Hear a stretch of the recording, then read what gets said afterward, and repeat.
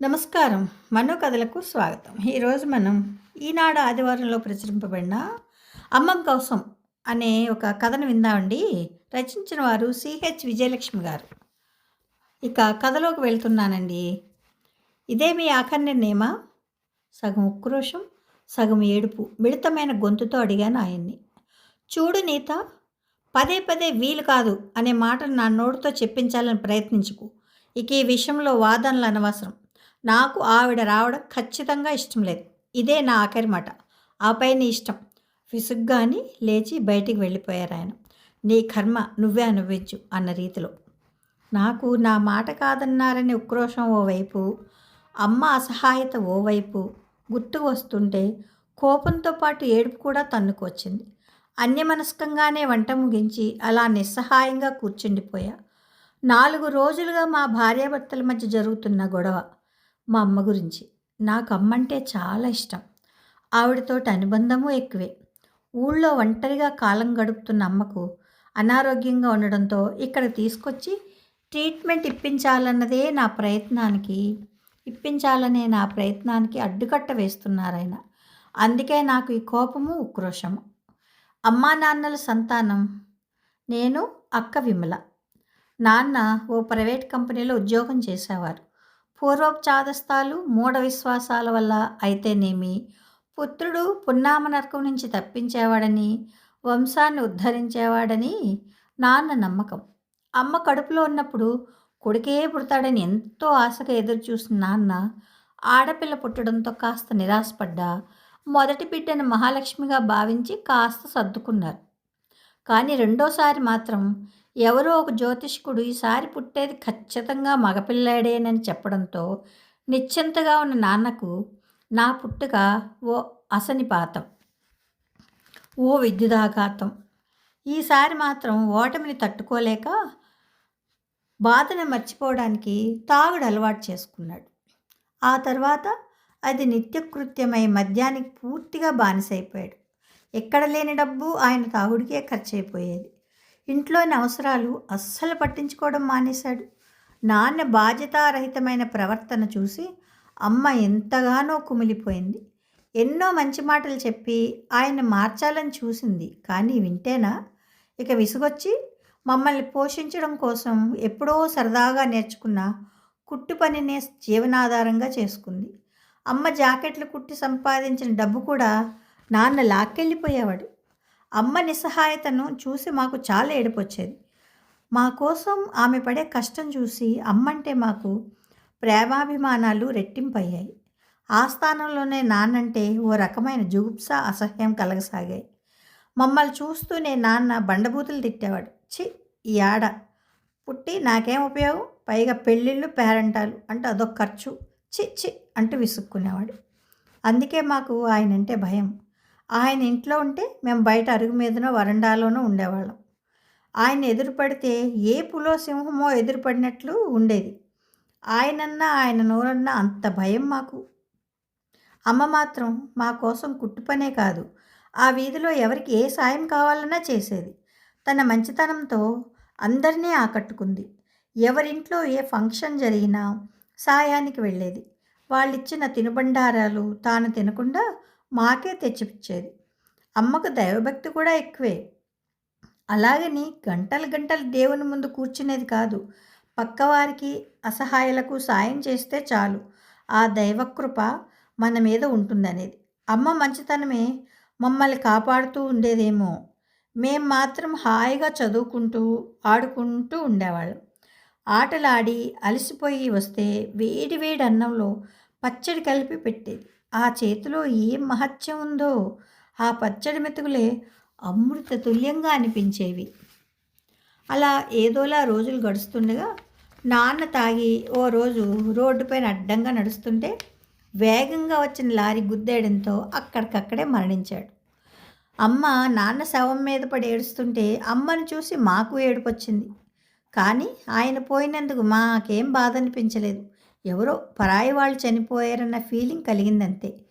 నాన్న పోయాక అమ్మ ఇక మా కోసమే బతుకుతున్నట్టు ఇంకా ఎక్కువ కష్టపడేది. నేను 10th క్లాస్కి వచ్చాను. అక్క ఇంటర్ పూర్తి చేసి అమ్మకు కుట్టి పనిలోనూ ఇంటి పనిలోనూ సాయంగా ఉండిపోయింది. నేను 10th క్లాస్ ఫస్ట్ క్లాస్లో పాస్ అయ్యా.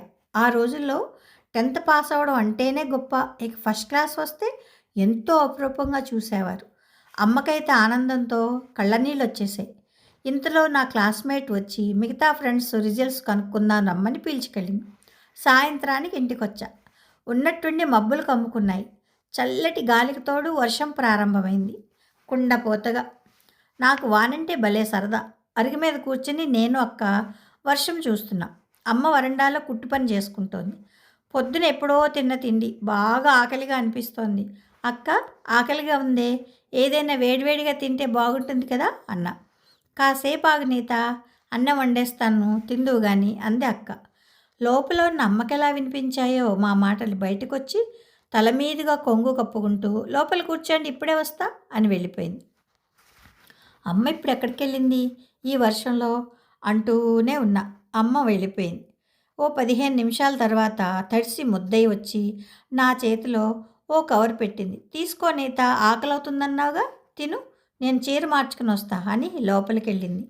కవర్లో పొట్లను తెరిచి చూస్తే వేడి వేడి మిరపకాయ బజ్జీలు, వడలు నోరూరిస్తూ. నాకైతే కళ్ళల్లో నీళ్లు తిరిగాయి.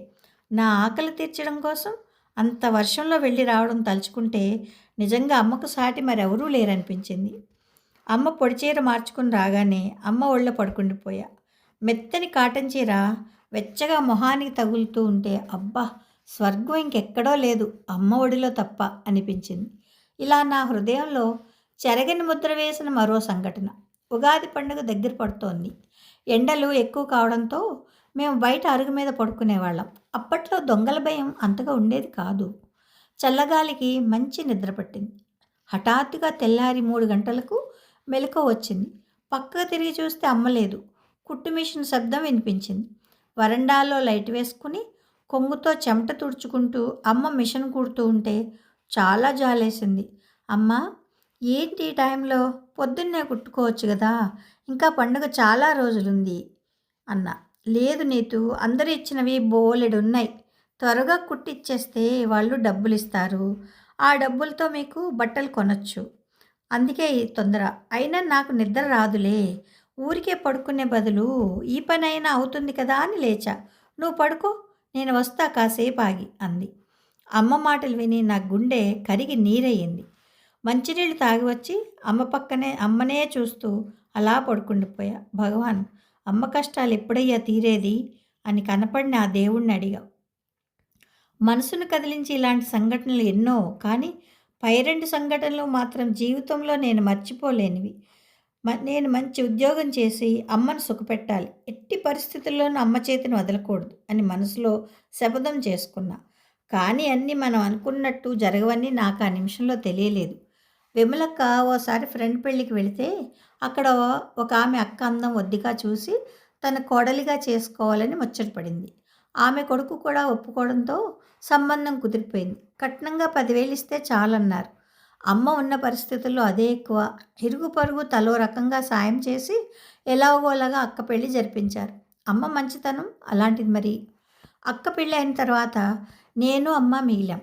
నేను డిగ్రీతో పాటు టైపు, షార్ట్ హ్యాండ్ పాస్ అయి ఉద్యోగాల వేటలో పడ్డాను. ఓసారి ఓ సెంట్రల్ గవర్నమెంట్ ఆఫీస్లో పిలుపు రావడంతో వెళ్ళా. Written test, typing test pass అయిన తర్వాత ఇంటర్వ్యూకి 5 మిగిలాం. మధ్యాహ్నం ఇంటర్వ్యూ కూడా ముగిసింది. రిజల్ట్స్ అప్పుడే చెప్తారంటే అక్కడే వెయిట్ చేస్తున్నాం.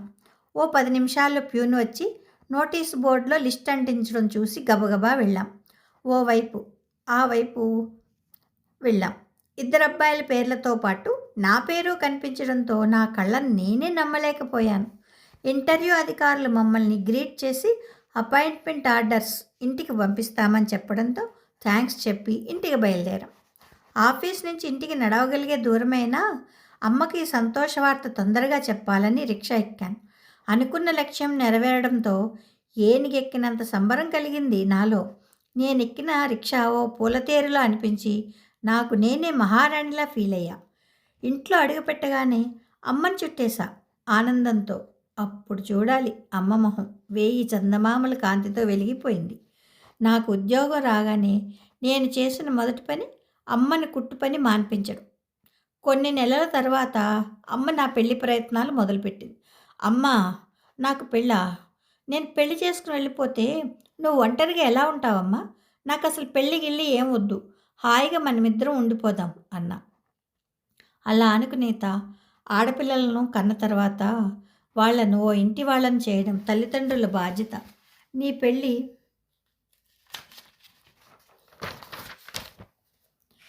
నీ పెళ్ళైతే నా ఒక్కదానికే ఎలాగో గడిచిపోతుంది అనేది అమ్మ.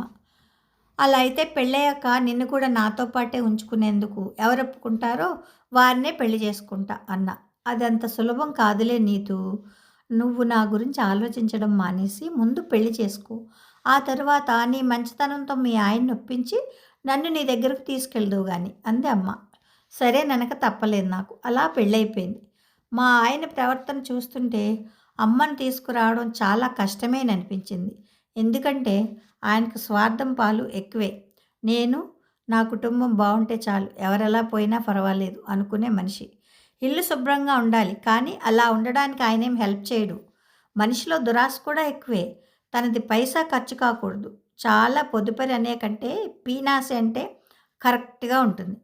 ఇలాంటి మనస్తత్వం ఉన్న మనిషితో వేగుతూ బాబుకి తల్లినయ్యాను. బాబు పుట్టాక మెటర్నిటీ లీవ్ పూర్తి చేసుకుని బాబును చూసుకోవడానికి జీతం నష్టం మీద సెలవు పెడతానంటే ఒప్పుకోలేదు. జీతం పోతుంది కదా అని బాధ.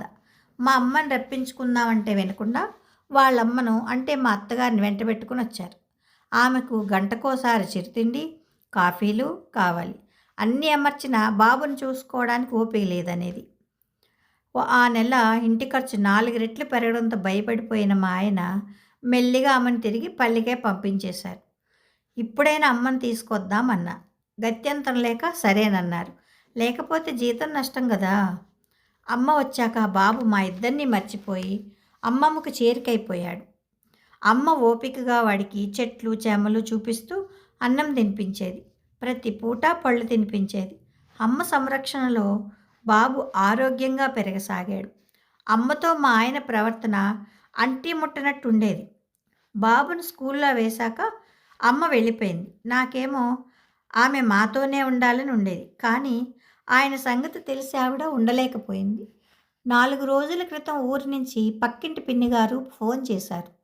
అమ్మకి ఏమాత్రం బాగులేదమ్మా నీత. బాగా నీరసంగా ఉన్నారు.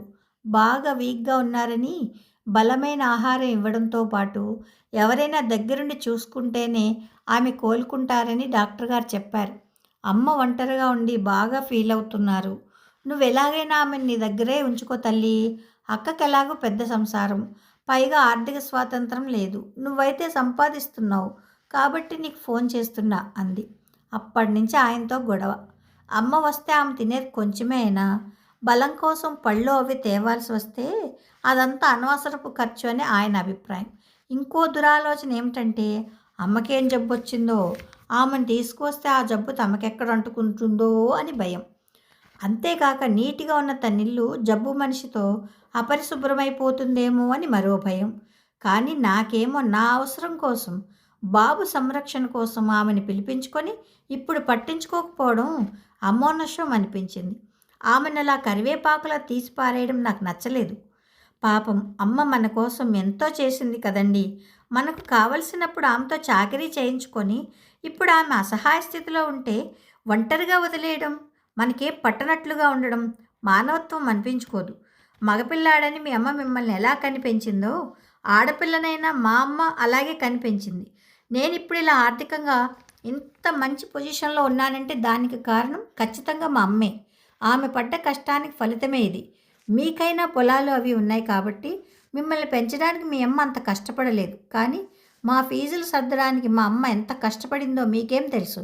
అలాంటి అమ్మకు చేయూత అందిస్తానంటే వద్దు అనడానికి మీ మనసు ఎలా ఒప్పింది? అయినా నేనేమి మీ జీతం అడగడం లేదు. నా సంపాదనలోనే అమ్మకు ఖర్చు పెడతాను అన్నా. అందుకే ఈ ఉద్యోగస్తులను చేసుకోకూడదు. నా డబ్బు నా ఇష్టం అంటూ మాట్లాడతారు. కట్టుకున్న భర్తను లెక్కే చేయరు. అమ్మ లోకంలో ఈవిడ గారికి ఒక్కటిగా ఉంది అమ్మ. ముసలిదాన్ని తెచ్చి ఇంట్లో పెడితే లేనిపోని రోగాలు అంటుకుంటే హాస్పిటల్ చుట్టూ ఎవరు తిరిగి చచ్చేది. ఆయన అలా దారుణంగా మాట్లాడుతుంటే సహించలేకపోయాను. అవునులేండి, బాబు చిన్నగా ఉన్నప్పుడు ఆమెతో మీకు అవసరం పడింది. ఇప్పుడు అవసరం తీరింది కనుక ఆమెను వదిలేయాలి. దీనినే ఏరు దాటాక తెప్ప తగలేసే రకం అంటారు. అదే ఆమె వెనుక లక్షల ఆస్తి ఉంటే మీరు ఆ మాట అని ఉండేవారా? మీ అంత నిర్దయగా నేను ఉండలేను. 25 ఏళ్ళు పెంచి పెద్ద చేసిన అమ్మ కష్టం ఏనాటికి మర్చిపోను. నేను అమ్మని ఎప్పటికీ వదలను. నేను ఈరోజే అమ్మ దగ్గరికి వెళ్తున్నా. వీలైతే అక్కడ ట్రీట్మెంట్ ఇప్పిస్తా. లేదా ఇక్కడ సిటీలో చూపించుకోమంటే వేరే ఇల్లు తీసుకుని అమ్మతో పాటే ఉండి ఆమెను జాగ్రత్తగా చూసుకుంటా. మనుషుల విలువ వాళ్ళు లేనప్పుడే తెలిసేది. మీ అంత నిర్దాక్షిణ్యంగా ప్రవర్తించడానికి నేను రాక్షసిని కాను. మానవత్వం ఉన్న మనిషిని. ఆడపిల్ల అమ్మను చూసుకోకూడదు అనే రూల్ ఏమి లేదు కదా. తల్లి కోసం కాపురం కూల్చేసుకుందని లోకం అనుకున్నా లెక్క చేయను నేను. నాకు అమ్మ ముఖ్యం అంతే. మీ మనసు మారి మీరు నా దారిలోకి వస్తే సంతోషంగా ఆహ్వానిస్తాను. బై. ఖచ్చితంగా బల్లగుద్దినట్లుగా చెప్పి ఆత్మవిశ్వాసంతోనూ ఆయన ఏనాటికైనా మారతాడని ఆశావహ దృక్పథంతోనూ ముందుకడిగేశాను నేను. మనసంతా అమ్మ రూపం నిండగా అమ్మను చూడాలనే ఆతృతతో ఆమెను రక్షించుకోవాలనే దృఢ సంకల్పంతో బాబునెత్తుకుని వడివడిగా నడిచాను బస్టాండ్ వైపు. కథ సమాప్తం. ఈ కథ మీకు నచ్చితే లైక్ చేయండి, షేర్ చేయండి, కామెంట్ చేయండి. సబ్స్క్రైబ్ చేసుకొని నన్ను ఎంకరేజ్ చేయండి. ఉంటానండి. ప్రేమతో మీ మను.